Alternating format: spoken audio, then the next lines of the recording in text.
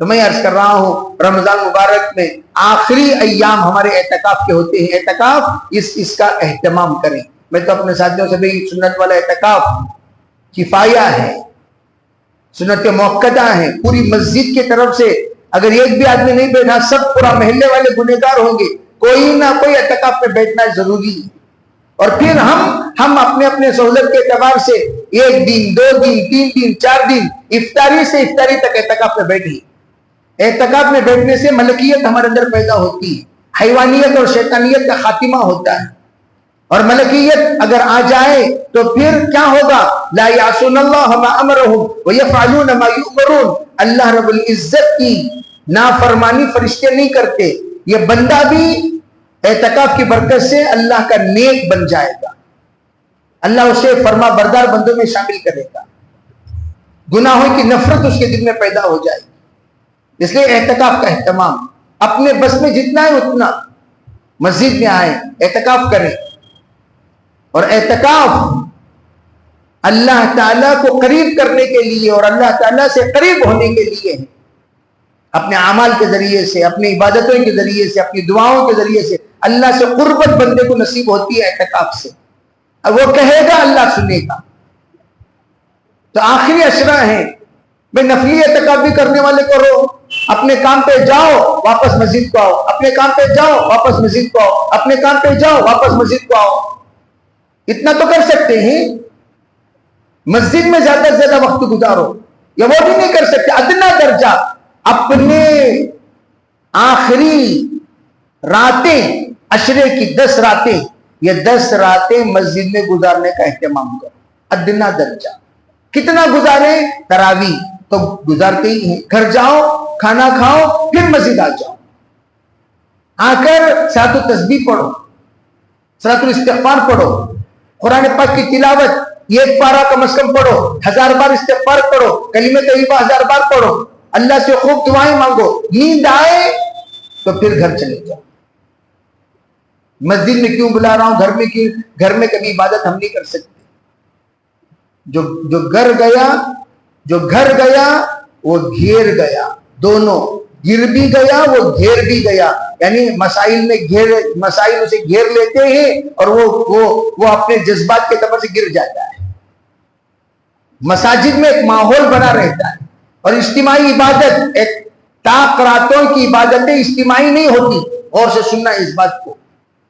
یہ ہمارے جنوب میں ہم لوگوں نے ایک رسم بنا لیا اجتماعی عبادتوں کا۔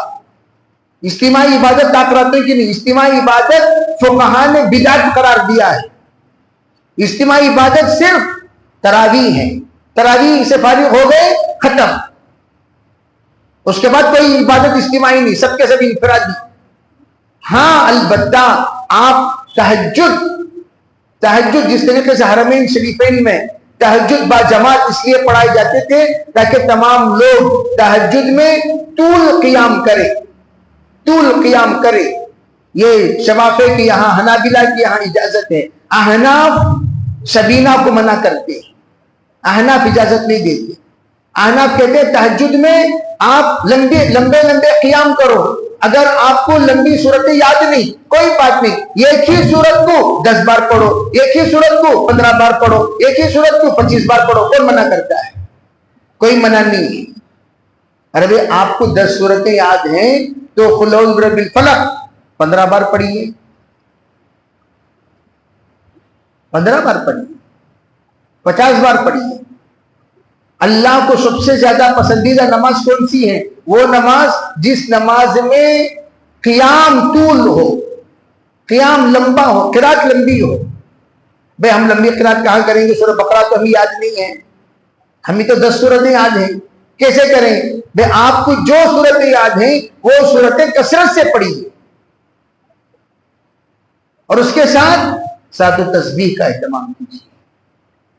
بس اگر اتنا اہتمام کر لیں گے، لوگوں کو بیان سننے کا شوق، یہاں جاؤ بیان سننے، وہاں جاؤ بیان سننے، ادھر جاؤ بیان سننے، لوگ خام و خواہ اپنی طاق راتیں ضائع کرتے ہیں، یہاں سے وہاں، وہاں سے یہاں، یہاں سے وہاں، وہاں سے یہاں گشت کرنے میں۔ یہ ضائع نہ کریں، وقت کو ہاں امر بالمعروف نہی عن المنکر، جو لوگ طاق راتوں میں جڑتے ہیں ان کو اعمال پر لگانے کے لیے ترغیبی بات، یہ منع نہیں ہے، تھوڑی دیر کے لیے بات کر لیں، ترغیبی بات کرنی، ترتیب بتا دیں طاق رات ان کو کیسے گزارنا، باہر نہ جائیں گھر سے، بلکہ آپ اپنے گھر کے اپنے محلے کی مسجد میں عبادت کریں، اپنے گھر میں الحمدللہ ماحول ہے، بیگم ہے، بیگم بھی آپ کو ساتھ دینے کو تیار ہے، اسے بھی ان کو بھی ہم لوگ طاق راتوں کی عبادتوں میں شامل رکھنا چاہتے ہیں، تراویح کے بعد گھر چلے جائیں، کھانے کے بعد آپ بیگم بچے سب مل کر عبادت کرو، کون منع کرتا ہے، آرام سے بات کرو تاکہ گھر کے اندر ایک ماحول بنے، یہ زیادہ افضل ہے۔ جناب رسول اللہ صلی اللہ علیہ وسلم اپنی عبادت کرتے تھے، تہجد کے وقت میں عورتوں کو جگایا کرتے تھے، اٹھو، صواحب الحجرات کو، جو حجرات کے کمرے والیاں، حجرے والیاں، ان کو آپ جگایا کرتے تھے۔ اللہ تعالی ہمیں صدیوں کو عمل کرنے کی توفیق عطا فرمائے۔ اس لیے طاق راتیں یہ اس زمانے سے اعتکاف کا معاملہ چلتا ہوا آ رہا ہے۔ مسجدوں میں اعتکاف کرنا عورتوں کے لیے منع ہے، عورتوں کو مسجد میں اعتکاف کرنے کی اجازت نہیں ہے۔ بخاری شریف میں 2030/3 نمبر والی روایت اور 30/4 والی روایت، امام بخاری رحمۃ اللہ علیہ نے مسجدوں میں عورتوں کا اعتکاف کے عنوان پر باب تو قائم کیا، اور اس کے عنوان کے تحت جو روایت لائی ہے اس روایت میں حضور کی ناراضگی کا ذکر فرمایا، حضور کی ناراضگی کا ذکر فرمایا۔ اور بہت سارے لوگ یہاں دیکھتے ہیں، دیکھا دیکھی کہ یہاں کی مسجد میں لوگ عورتیں اعتکاف کرتی ہیں تو لوگوں کے دلوں میں وسوسہ پیدا ہوتا ہے کہ اعتکاف یہاں کر سکتے، اعتکاف کرنے کی ہرگز اجازت نہیں ہے۔ یہ حدیث کے ساتھ بے ایمانی ہے۔ اگر کوئی بندہ حدیث کے ساتھ بے ایمانی کرتا ہے اس طور پر کہ حدیث کو صحیح نہیں سمجھاتا، وہ انتہائی گنہگار ہوگا۔ اس لیے میں کہا کرتا ہوں بے حدیث پاک کو صاف صاف صحیح سمجھایا کرو، اس میں ڈنڈی نہ مارو۔ لوگوں کو عادت پڑ گئی تجارت میں ڈنڈی مار مار کے لوگوں کو دھوکہ دے دے کے حدیث میں بھی دھوکہ دیتے ہیں، اور بہترین دھوکہ دیتے ہیں۔ عنوان پڑھیں گے لیکن حدیث نہیں پڑھیں گے۔ دیکھو عنوان کیا ہے؟ الاخبیۃ فی المسجد۔ میں اس لیے حدیث پڑھ کر سنا رہا ہوں، بخاری کی روایت ہے 2030/3 2030/4 روایت غور سے سنیے۔ حضور اکرم حضرت عائشہ رضی اللہ تعالیٰ عنہ روایت نقل کرتی ہے، ان النبی صلی اللہ علیہ وسلم اراد ان یعتکف، حضور علیہ السلام نے اعتکاف کا ارادہ کیا۔ فلما انصرف الى المکان الذي اراد ان یعتکف، فرمایا وہ جگہ پر جب آپ پہنچے جہاں پر آپ کو اعتکاف کرنا ہے تو آپ نے وہاں دیکھا کہ وہاں اذا اخبیۃ خباء عائشہ و خباء حفصہ و خباء زینب، وہاں دیکھا 3 خیمے لگے ہوئے، ایک حضرت عائشہ کا، ایک حضرت حفصہ کا، ایک حضرت زینب کا۔ بس یہ یہاں تک پڑھ کر لوگ سٹاپ کر دیتے ہیں، اس کے آگے کی روایت پڑھتے نہیں، کیوں؟ مین اس کے بعد کی روایت ہے۔ یہاں تک سٹاپ فرما کر کیا کہتے ہیں؟ دیکھو حضور صلی اللہ علیہ وسلم کے زمانے میں حضرت عائشہ بھی اعتکاف کی، حضرت حفصہ بھی اعتکاف کی، حضرت زینب بھی اعتکاف کی، اس لیے تم لوگ بھی اعتکاف کرو۔ ارے اللہ کے بندو، اس کے آگے بھی پڑھو، اس کے آگے کی روایت بھی پڑھو۔ آگے کیا ہے؟ فرمایا قال البر تقولون بہن، آپ علیہ السلام نے یہ کہا کیا تم لوگ خواتین سے کہیں تم لوگ اس میں نیکیاں بتا رہی ہو؟ البر تقولون بہن، کیا تم اس میں نیکیاں بتا رہی ہو؟ کیا مطلب؟ مسجد میں آ کر اعتکاف کرنے کو تم لوگ نیکیاں سمجھ رہی ہو، نیکیاں بتا رہی ہو، نیکیاں قرار دے رہی ہو، یہ کہا۔ ثم انصرفا، پھر حضور صلی اللہ علیہ وسلم ناراض ہو کر باہر نکل گئے۔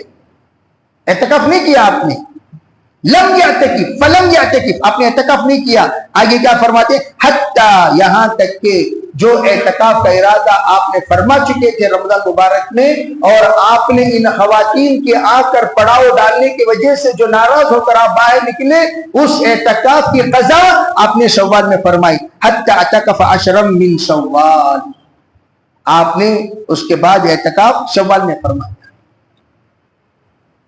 تو کیا پتا چلا، عورتوں کو آپ نے اعتکاف کرنے کی اجازت دی یا ناراضگی کے ساتھ باہر نکل گئے؟ اجازت ہے، منع ہے؟ تو لوگ وہاں تک سٹاپ کر دیتے، روایت آگے نہیں پڑھتے۔ آگے پڑھیں گے تبھی تو پتا چلے گا عورتوں کو اجازت دیے ہیں یا حضور صلی اللہ علیہ وسلم نے منع کیا۔ اس کے آگے کی اسی کی ملتی جلتی جو روایت ہے 2030 پر 3 والی، اس میں ما ھذا، حضور نے پوچھا ارے بھائی یہ کیا ہے، یہ کیا ہے؟ آپ ناراض ہو گئے، یہ کیا ہے؟ فرمایا حضور یہ کیا ہے؟ نہیں، حضرت عائشہ اور حضرت حفصہ، حضرت زینب۔ اب اس کا مطلب یہ ہے حضور کو اطلاع دیے بغیر پڑاؤ ڈال دیے۔ اگر اطلاع دیے ہوتے حضور صلی اللہ علیہ وسلم کیوں پوچھتے یہ کیا ہے؟ شوق میں آ گئی، ارادہ ہوا آ گئی، پوچھا نہیں حضور سے آؤ کہ نہیں آؤ، اعتکاف کروں کہ نہ کروں، پوچھا نہیں، آ گئی، آ کر پڑاؤ ڈال دی، یہ سوچ کر آپ علیہ السلام خاموش ہو جائیں گے؟ کہا نہیں، آپ نے کیا کہا؟ فَأُخْبِرَ، آپ کو یہ اطلاع دی گئی کہ حضور یہ ان کے خیمے ہیں۔ آپ علیہ السلام نے فرمایا البر ترون بہن، کیا تم لوگوں نے اس میں نیکی سمجھا، نیکی دیکھا، نیکی سمجھ کر تم لوگ یہ حرکتیں کر رہے ہو؟ آپ علیہ السلام فترک الاعتکاف، اعتکاف چھوڑ دیے، نکل گیا آپ۔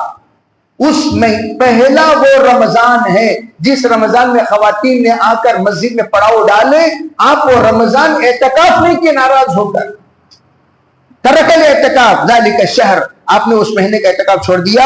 ثم اعتکف عشرا من شوال، آپ نے شوال میں پھر اس اعتکاف کی قضا فرمائی۔ تو میں یہ عرض کرنا چاہتا ہوں عورتیں مسجدوں میں اعتکاف نہیں کریں۔ ایک صاحب کہنے لگے نہیں بڈیاں کر لیتی، اجازت دے ڈالو بڈیوں کو مسجد میں آنے کی۔ بھائی ہر بڈیوں کے پیچھے بڈھا ہے، نوجوانوں کے پیچھے نوجوان ہے، بڈھوں کے پیچھے بڈھا ہے، ایک گرفتاری۔ ایک صاحب کا نکاح ہوا جبکہ ان کی عمر تھی 72 اور ان کی عمر تھی 67۔ کب نکاح ہوا؟ جبکہ دونوں کی، ان کی بیوی کا انتقال ہو گیا اور ان کے شوہر کا انتقال ہو گیا۔ یہ دونوں پرانے عاشق اور عاشقہ،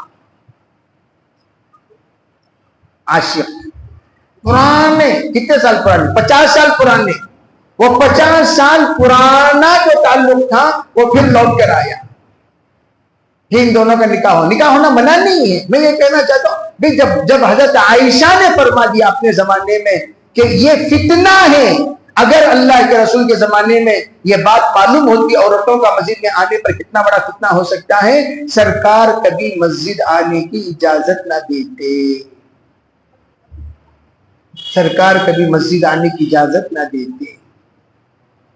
لا تمنعوا اماء اللہ مساجد اللہ، فرمایا بھئی اب اللہ کی بندیوں کو اللہ کے گھر سے آنے سے مت روکو۔ یہ اس وقت کہا تھا جب امن کا زمانہ تھا، اور حضور کے زمانے ہی میں آپ نے منع کر دیا۔ لوگ ابتدائی دور کی روایت بیان کرتے ہیں اور انتہائی دور کی روایت بیان نہیں کرتے۔ یہ دین کے ساتھ خیانت ہے کہ کوئی فتویٰ بیان کرے لیکن فتوے کا منسوخ ہونا بیان نہ کرے، یہ منع ہے۔ الغرض میں عرض کرنا چاہتا ہوں شریعت مطہرہ میں یہ حکم واضح ہے، عورتوں کا اعتکاف کرنا مسجد میں نہیں ہوگا۔ عورتیں کہاں اعتکاف کریں گی؟ مسجد البیت، اپنے گھر میں جو مسجد انہوں نے بنا رکھی ہے، وہ اندر کا کمرہ، اندر کا حجرہ، جہاں پر وہ اعتکاف کریں گی۔ وہ مستورات میں تفصیل سے اس کے سلسلے میں بات آ چکی ہے۔ مرد حضرات اتنا خیال رکھیں کہ مرد حضرات انشاءاللہ مرد حضرات گھر میں اعتکاف نہیں کریں گے، مرد حضرات مسجد میں اعتکاف کریں گے۔ اللہ تعالی ہم سب کو عمل کرنے کی توفیق عطا فرمائے، اللہ قدردانی نصیب فرمائے، اللہ ناقدری سے حفاظت فرمائے، اللہ خیر کا معاملہ فرمائے، شر سے اللہ تعالی حفاظت فرمائے۔